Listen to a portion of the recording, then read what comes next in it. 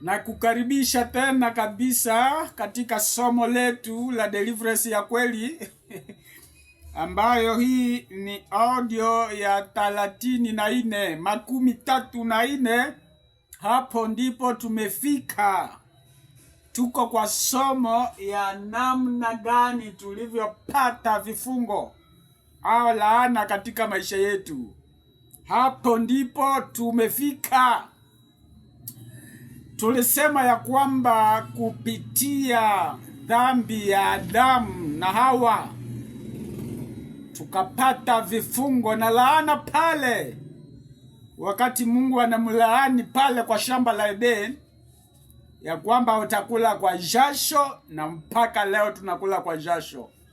Wamama mtazaa kwa uchungu, na mpaka leo wamama wanazaa kwa uchungu sana.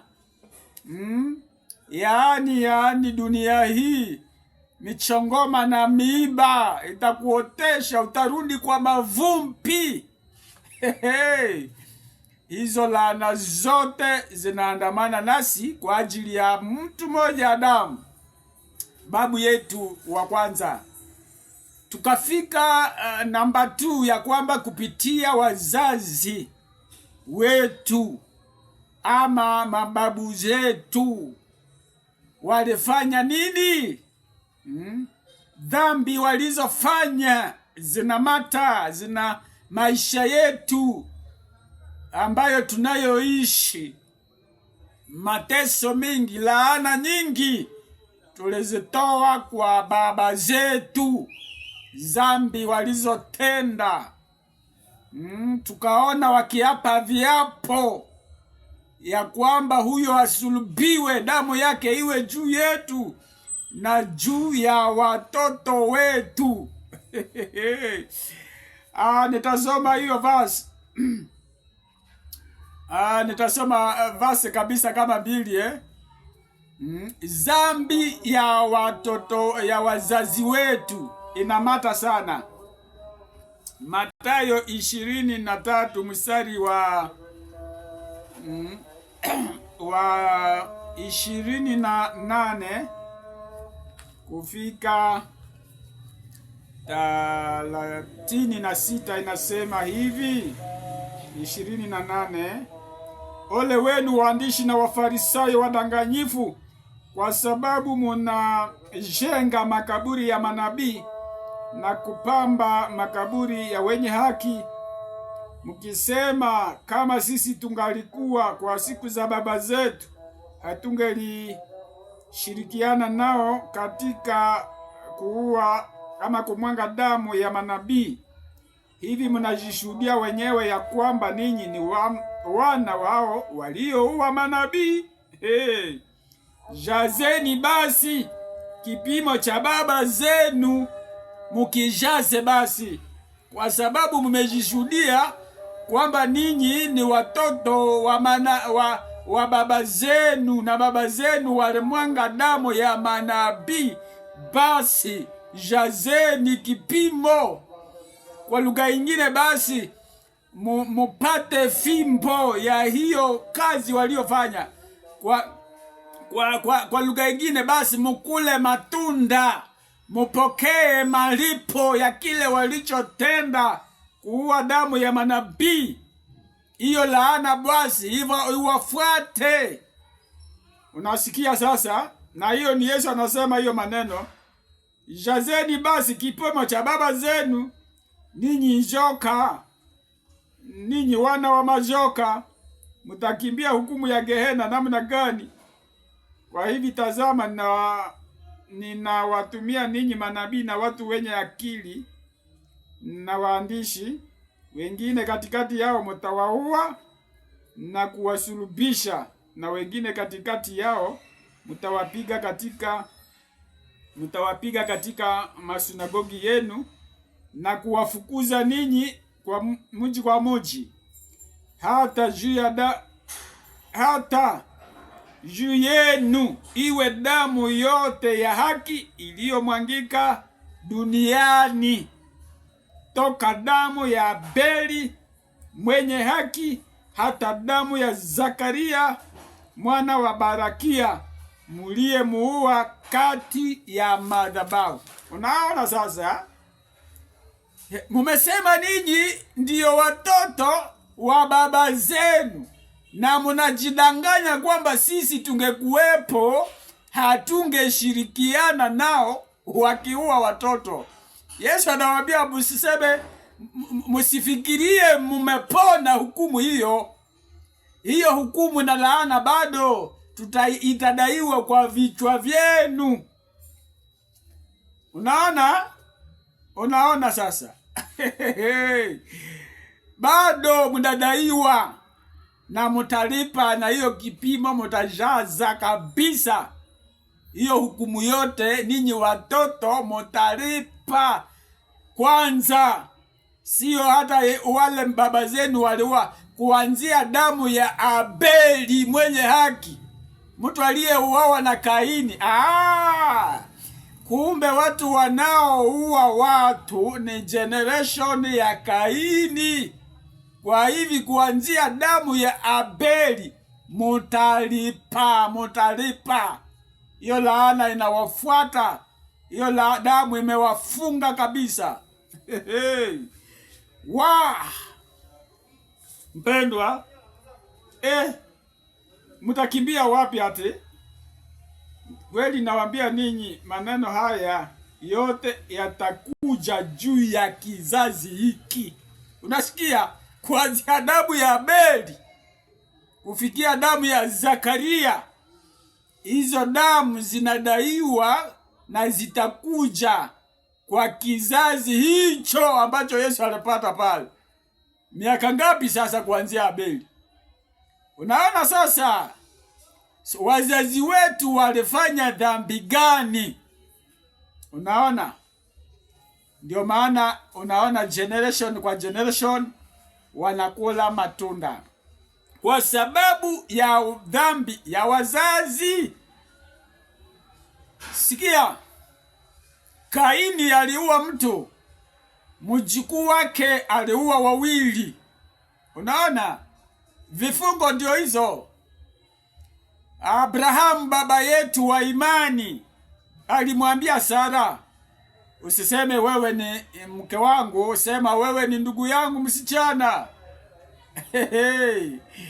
Mtoto wake Isaka hivyo akaambia mke wake, jamani, wewe ni mrembo sana. Na mahali tuko ya jamani, sema wewe ni ndugu yangu msichana, usiseme wewe ni mke wangu. Unaona? Baba alisema, mtoto akakuja kusema hayo. Kwa sababu imeandikwa hivi, Ezekiel 16 mstari wa 44 ama mstari wa 44 mstari wa 44 44 kwa Kizungu. Biblia inasema hivi, sikia, tazama, kila mtu anayetumia mezali atatumia mezali hii juu yako, akisema, kama mama alivyo ndivyo alivyo binti yake. Wewe ni binti ya mama yako anayechukia mume wake na watoto wake. Nawe ni ndugu ya msichana ya ndugu zako wasichana waliochukia wanaume wao na watoto wao. Unasikia? Mama yako alikuwa Muhivi na baba yako alikuwa Mwamori, wenye zambi hawa mataifa. Na ndugu yako msichana mkubwa wako ni Samaria. Kumbe mama alikuwa na changa wanaume. Anayekaa kwa mkono wako wa kushoto, yeye ni binti zake na ndugu yake msichana mdogo wako anayekaa kwa mkono wako wa kuume ni Sodomo na binti zake. Unasikia? Iyo, kumbe mama alikuwa mkahaba. Mama hapa alikuwa kahaba, akaolewa na mwanaume. Biblia inamtaja alikuwa kabila lingine, lakini watoto wanaitanishwa na makabila zingine. Anasema ndugu zako mdogo mkubwa yeye ni Msidona, mwingine ni Msodomo, mwingine. Unaona sasa? So nasema sasa hivi, so jinsi vile mama yako alivyo kuwa kahaba, hiyo damu na vifungo viko kwa wasichana wake. Hapo ndio tatizo kubwa sana. Hey! Uende oa mtu kama huyo, nakwambia utalia. Ndoa nyingi zinakufa kwa sababu ya hii. Umeoa mtoto aliye chini ya laana hii, aliye na vifungo kama hizi. Wewe unafurahia kasura. Hey! Nakuambia utanyamba, utafusi kabisa, utalia, utaomboleza. Yaani utakosa mtu wa kukufariji. Unaona sasa? So lazima kama tapona awe ameokoka kabisa, amekata hizo vifungo. Hapo ndipo utapona, kama wewe ndio ulioa. Na hapa kabisa lazima tuokoke vizuri, Wengi wetu tunaumilia hapa. Ulienda oa mtoto ambaye ni binti ya mwanamke kahaba. Nakwambia, kwa sababu ya zambi za mama, ndivyo mtoto alivyo. Mama akiwa mzuri, basi wasichana wake ni wazuri. Unaona sasa? Nimejaribu kutafuta vasi ambayo inasema na je mwanaume sijaipata kabisa. Ile nimepata, lakini ile yenyewe nimelinganisha nayo iko ndani ya Biblia. Yesu anasema mimi ninafanya kazi, mwana anafanya kazi kulingana vile baba alivyofanya, ndivyo mimi mwana anafanya. Hiyo ndiyo imekuwa hapo kabisa. Lakini sasa hii nasema jinsi mama alivyo ndivyo binti zake walivyo. Pengine waokoke ndio wanaweza kata hizo vifungo. Unaona sasa shida ya ndoa nyingi hapo ndizo zilipo. Unaona? Hiyo ndio shida na tatizo ya ndoa nyingi. Wazazi wako walifanyaka viapo gani?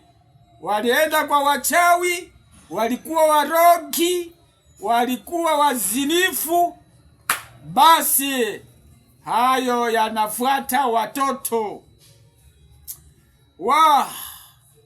Namba ya 3 tukasema juu ya majina.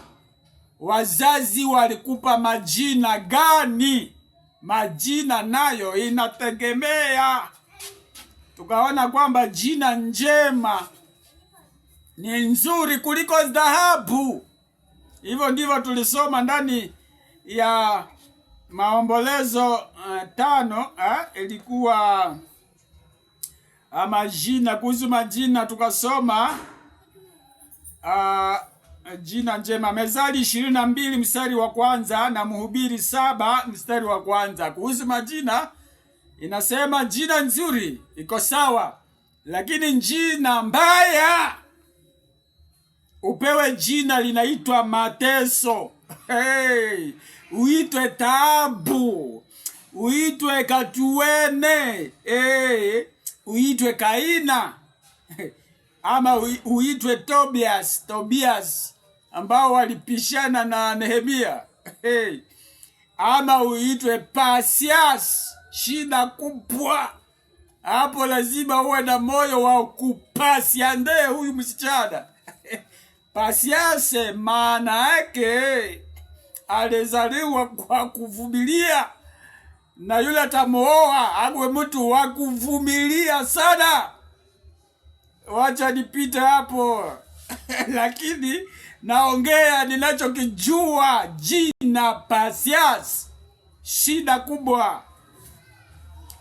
Alafu mimi nikapewa jina. Hii majina yetu ya Kinande jamani, hatunaitwa Kakule. Hiyo jina nayo mimi nimekula tabu ya jina hilo.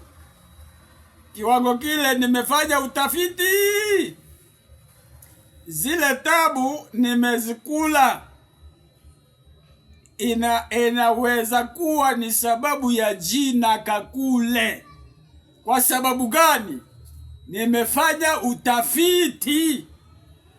Wakakule wa 4 ama 5 wenye mina jua vizuri. 2 niko nao hapa Kenya. Mmoja aliniita kutoka Kongo kwa sababu alikuwa amepata nikiongea maneno haya. Nikaambia hata watoto wangu, jamani, ikiwezekana mnapozaa watoto, mkifika jina Kakule muruke kabisa. Sitaki mtu aitanishwe na hii jina langu la Kakule. Nimekula tabu kupitia hili jina. Nimekutana Wakakule 4 wanapitia magumu yale nimepitia kwa miaka zaidi ya 30. Unaona? Yaani nimelia miaka mingi sana. So Wakakule 4 ambao nawajua vizuri wanapitia the same problem. Ndio wanapitia. Kwa hivi hii majina tuyaangalie vizuri sana tunapo ita watoto wetu majina. Hiyo ni ushuhuda yangu. Hata nilishaambia watoto wangu jina Kakule muachane nalo kwa wajukuu wangu. Hilo liko na mambo bwana. Yaani tuko wapole vibaya mpaka ukiona shida ndio hii hauwezi ajire haraka. Yaani mambo inakuharibikia ukiona tu namna hii na macho. Watu wanakuchezea. Watu wanaingia kwa ndoa yako ukiona tu hivi na macho. Wanakuchukulia toa ukiona. Na wengine unawasamehe tu hivi. Hiyo naachia hapo, lakini majina na kazi ya majina inategemea. Maria kaambiwa, ama Elizabeth kwanza ndio aliambiwa utazaa mtoto utamuita Yohana, kwa maana atakuwa mkubwa, atahatarisha njia, atageuza mioyo ya wakubwa kuwa ya watoto.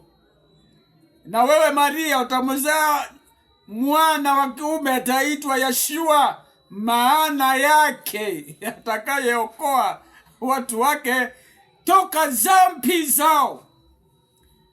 Ulipewa jina gani? Lililo na maana gani? Na limekuletea matokeo gani?